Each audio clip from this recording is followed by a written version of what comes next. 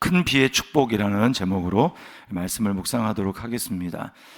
지금 북이스라엘은 비가 내리지 않아서 고통 가운데 있습니다. 그러니까 사람들이 원하는 바는 딱 한 가지입니다. 비가 내리기를 바라는 거예요. 자, 근데 이 비가 내리기를 우리 삶 가운데 비가 내린다라는 것은 내 삶에 막혀진 그 삶의 문제가 해결이 되고 형통의 복을 경험한다라고 하는 것입니다. 그게 이제 큰 비의 축복이에요. 그런데 그 큰 비의 축복을 경험하기 위해서 진짜 우리에게 필요한 것은 하나님과의 관계가 회복되는 것입니다. 그것을 오늘 본문에서는 큰 비의 축복 이전에 큰 불의 축복을 경험해야 된다라고 말을 하고 있어요. 우리 인생에 목마름의 고통이 있다면, 그것은 또 근원적인 기쁨이 없다면 생수의 근원인 하나님과의 생명적인 관계가 되지 않고 있기 때문입니다. 그래서 예레미야 2장에 보면 이 백성이 두 가지 악을 행하였으니 생수의 근원된 나를 버린 것과 또 스스로 웅덩이를 판 것이다. 그 웅덩이는 물을 가두지 못할 터진 웅덩이다, 이렇게 이야기를 합니다. 우리는 환경적인 회복과 형통함을 먼저 구해서 오늘도 이제 기도하러 나왔을 때 우리가 내 삶에 참 답답한 거, 해결되지 않는 문제들 가지고 하나님 앞에 우리 기도하겠죠. 그게 정말 필요하지만, 큰 비의 축복이 필요하지만 큰 비의 축복 이전에 하나님이 우리에게 원하시는 복은 불을 받는 것입니다. 큰 불이 내리는 것입니다. 하나님은 큰 비의 축복 먼저 큰 불의 축복을 경험하기를 바라십니다. 그 불은 바로 하나님과의 관계가 회복되기 위해서 희생제사가 하나님 앞에 드려지는 거예요.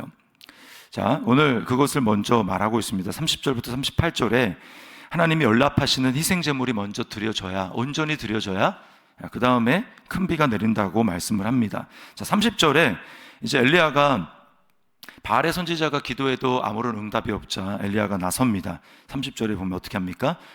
엘리야입니다. 그가 무너진 여호와의 제단을 수축하되, 이제 엘리야 바알 선지자가 450명이나 되기 때문에 그들이 비를 내리기 위해서 몸에 자해를 하고 막 이제 소리를 지르면서 별쇼를 다 하지 않았겠습니까? 그러다 보니까 바로 옆에 있는 엘리야의 제단도 건드릴 수 있습니다. 그러니까 쌓아놨던 제단의 일부가 무너지고 흐트러져 있습니다.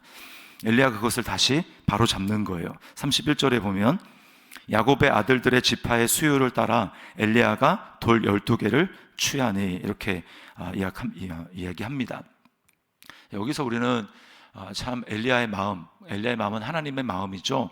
하나님의 마음을 다시 보게 됩니다. 지금 형편없이 타락해서 하나님을 잊어버린 지금 북이스라엘, 그 사람들로 지금 가까이 오라 라고 해서 보여주는 것 아닙니까? 근데 돌 12개를 취했어요. 이 말은 무엇입니까? 너희가 지금 당장 하나님을 떠나 있어서 우상을 섬기고 있고 바알을 섬기고 있지만 하나님은 너희가 회복되기를 바라고 하나님이 너희를 잊지 않고 계신다라고 하는 것이 이 12돌의 이 지파의 수를 따라서 센 북이스라엘 지파로 하여금 다시 기억나게 하는 것입니다. 너희는 언약 백성임을 기억해라 라고 하는 것이죠. 이 하나님의 사랑의 메시지가 여기서 우리가 들을 수 있는 것입니다. 36절에서 엘리야가 이렇게 기도합니다. 아브라함과 이삭과 이스라엘의 하나님 여호와여. 뭘 얘기합니까? 하나님은 이스라엘과 언약을 맺으셨던 하나님, 너희가 지금 북쪽으로 갈려져 있지만 너희는 아브라함으로부터 시작된 하나님의 언약을 이어받은 언약 백성이라는 것을 기억하라는 것입니다. 이 하나님의 명칭에서 알 수 있어요. 그리고 또 뭐라고 기도합니까? 36절에 이어서 주께서 이스라엘 중에서 하나님이신 것과 내가 주의 종인 것과 내가 주의 말씀대로 이 모든 일을 행하는 것을 오늘 알게 하옵소서. 바알이 하나님이 아니라 주께서 하나님이신 것과 여호와가 하나님인 것을 알게 하소서. 그리고 내가 내 마음대로 이런 일을 행하는 것이 아니라 오직 하나님의 말씀대로 행하고 있다라는 것을 알게 해 주십시오. 그래서 내가 주님의 참된 종인 것을 알게 해 주십시오 라고 기도합니다. 그리고 37절, 주는 그들의 마음을 되돌이키심을 알게 하옵소서. 결국 중요한 것은 이스라엘 백성들의 마음이 회복되는 것입니다. 주님, 이 지금 바알을 섬기고 있어서 하나님의 언약 백성의 모습과는 너무나 상관없는 이 모습을 살고 있는 이들이 마음이 돌이켜져서 하나님께로 돌아올 수 있도록 해주십시오라고 기도하는 것이죠. 그랬더니 어떤 일이 일어납니까? 38절, 이에 여호와의 불이 내려서 번제물과 나무와 돌과 흙을 태우고 또 도랑의 물을 핥은지라. 이것은 기적입니다. 사실은 불이 있다고 할지라도 지금 물이 흥건하게 4번이나 이제 통을 부었잖아요. 그래서 도랑을 가득 채웠다라고 이야기를 하는데, 하늘에서부터 내려온 불이 제단에 제물만 태운 것이 아니라 물까지도 다 핥았습니다. 원래는 불이 붙지 않아야 정상이죠. 그러나 하늘에서 내려온 불은 이 모든 것을 다 태웠습니다. 그러자 백성들이 뭐라고 고백합니까? 모인 백성들이 39절에 모든 백성이 보고 엎드려 말하되 여호와 그는 하나님이시도다. 여호와 그는 하나님이시로다. 바알과 여호와 사이에서 머뭇머뭇거리며 있었던 이스라엘 백성들이 하늘에서 불이 내려오자 어떻습니까? 하나님, 여호와가 하나님이십니다. 바알이 아니라 여호와가 하나님이십니다. 이렇게 고백하고 있습니다. 잠깐 동안이지만 백성들의 마음이 바알이 아니라 하나님께로 향하고 하나님을 고백하고 있습니다. 우리는 말라기서를 읽어보면 하나님의 언약한 엘리야가 와서 이 백성들의 마음을, 아비의 마음을, 자녀의 마음을 아비에게로 돌이킬 것이다 라고 하는 말씀을 보게 됩니다. 그리고 예수님은 그 엘리야를 누구라고 말씀하시냐면 너희가 즐겨받을진대 오리라 한 엘리야가 바로 이 사람이다 라고 한 이 사람은 바로 세례 요한을 가르칩니다. 세례 요한이 와서 예수님의 길을 준비하면서 너의 마음을 돌이켜서 하나님께로 향하라 라고 말을 하죠. 그리고 진짜로 백성들의 마음을 돌이켜서 하나님께로 향하게 만드신 그 분은 바로 엘리야 다음에 오시는 진짜 기름 부음 받은 예수 그리스도입니다. 하늘에서 내려온 이 하나님의 불은 원래 누구를 향해야 됩니까? 이 우상을 섬기면서 있는 이 이스라엘 백성들, 그들을 향해서 그들을 태워야 됩니다. 그러나 이 불은, 죄에 대해서 심판하시는 하나님의 이 불은 이스라엘 백성에게 향한 것이 아니라 그들을 대신해서 아무런 죄가 없는 송아지, 각이 떠진 송아지, 제단 위에 있는 송아지를 향해서 거기를 떨어졌습니다. 이것은 십자가 제단 위에서 하나님을 잊어버리고 반역한 나를 위해서 떨어진 하나님의 심판이 아니라 바로 예수 그리스도께서 하나님의 진노의 불에 살라져서 죽은 것을 말씀하는 것입니다.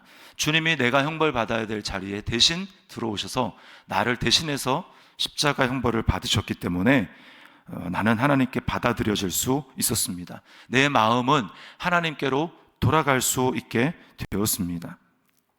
그 증거로 주신 것이 성령님입니다. 성령을 선물로 받은 사람은 예수 그리스도를 주라 고백하며 하나님을 사랑하게 됩니다. 고린도전서 12장 3절에 뭐라고 얘기합니까? 성령으로 아니하고는 아무도 그리스도를 주라 할 수 없다. 아무도 예수님을 저주할 자라 하지 않고 주로 고백한다고 말씀합니다. 왜요? 성령님은 예수님의 영이기 때문에 그렇습니다. 그래서 우리가 이 새벽에 나와서 하나님을 예배할 수 있는 것은 우리 마음에 성령님을 부어주셔서 하나님을 사랑하는 마음, 하나님을 거역한 나를 심판하지 않으시고 대신 예수님을 심판하셔서 나로 하여금 하나님을 사랑할 수 있도록 만든 그 하나님의 사랑에 우리 감격한 마음이 있기 때문에 우리 새벽에 나온 것입니다. 성령을 마음속에 받은 사람은, 그래서 예수님이 요한복음 7장에 뭐라고 합니까? 누구든지 목마르거든 내게로 와서 마시라. 나를 믿는 자는 성경의 이름과 같이 그 배에서 생수의 강이 넘쳐나리라 하시니, 그 다음 뭐라고 합니까? 이는 그가 믿는 자들이 받을 성령을 가리켜 말씀하신 것이라 라고 말씀을 합니다. 우리는 예수님을 믿고 성령을 마음속에 모신 사람은 하나님의 관계가 회복이 되어 마음이 하나님께로 돌아가고, 그리고 하나님으로부터 이 불의 축복을 받은 사람들입니다. 우리는 성령의 세례를 받았어요. 예수님을 믿음으로 말미암아 불을 상징하는 성령의 세례를 받은 사람입니다. 하나님과의 관계가 회복이 되고 하나님을 사랑하는 그런 사람들이 되었습니다. 자, 먼저 우리 자신에게 적용해 봅니다. 큰 비의 축복을 받기 전에 하나님께 받아들여지는 불의 축복을 받아야 하는 것을 알고 있습니까? 하나님의 의가 되신 그리스도를 마음에 모심으로 말미암아 내 안에 때때로 부어지시는 성령의 생수를 경험하고 있습니까? 자, 이 불의 축복을 받은 사람이 이제 비의 축복을 받기 위해서 해야 되는 게 그것이 바로 믿음의 기도입니다. 41절부터 46절까지가 바로 그 믿음의 기도, 엘리야의 기도가 나옵니다. 자, 엘리야는 어떻게 기도를 합니까? 41절에 보면 아합에게 이렇게 얘기합니다. 아합에게 이르되 올라가서 먹고 마시소서, 큰 비 소리가 있나이다. 아직 비가 내리기 전입니다. 그런데 자칫하면 이 아합 왕에게 허언을 함으로 엘리야는 죽을 수도 있는 상황인데 비가 내리지 않음에도 불구하고 큰 빗소리가 있습니다 라고 이야기합니다. 어떻게 그렇게 말할 수 있습니까? 이것은 이미 엘리야에게 하나님이 약속하신 말씀 때문에 그렇습니다. 1절에 보면 18장 1절에 보면 하나님은 엘리야에게 이미 이렇게 말씀하셨어요. 너는 가서 아합에게 보이라. 내가 비를 지면에 내리리라. 하나님이 이미 엘리야에게 약속을 주셨습니다. 그러니까 엘리야는 약속의 말씀에 근거해서 아합에게 가서 큰 빗소리가 있습니다. 이제 이미 제단에 불이 떨어졌고 하나님의 진노가 회복이 되었고 이제 비가 약속에 따라서 비가 내릴 일만 남은 거예요. 여러분, 우리가 약속의 말씀을 믿기 때문에 나오는 행동은 바로 기도입니다. 하나님이 약속하셨기 때문에 알아서 해주시겠지, 이것은 믿음이 아닙니다. 우리가 정말 약속의 말씀을 믿는다면 믿기 때문에 우리로부터 나오는 행동은 기도인 거예요. 기도. 자, 이 기도를 엘리야는 이제 어떻게 합니까? 42절에 보면 엘리야가 갈멜산 꼭대기로 올라가서 땅에 꿇어 엎드려 그의 얼굴을 무릎 사이에 넣고, 하나님은 엘리야가 기도에 무릎을 꿇고 있는 것을 보시면서 너는 믿음으로 나에게 반응하고 있다고 말씀하고 있습니다. 기도하지 않으면 말씀에 대한 믿음으로 행하는 것이 아니라 그냥 내 느낌과 내 생각과 육신대로 행하게 됩니다. 이처럼 믿음의 기도는 반대되는 환경에서도 흔들리지 않고 기도하는 거예요. 약속의 말씀을 꽉 붙들고 그것을 가지고 기도하는 것입니다. 기도할 때, 믿음을 가지고 하나님 앞에 기도할 때 아직 상황이 바뀐 것이 아무것도 없다 할지라도 하나님이 내 기도에 응답하실 것을 굳게 믿고 약속을 말씀을 붙들고 기도하는 거예요. 43절에 보십시오.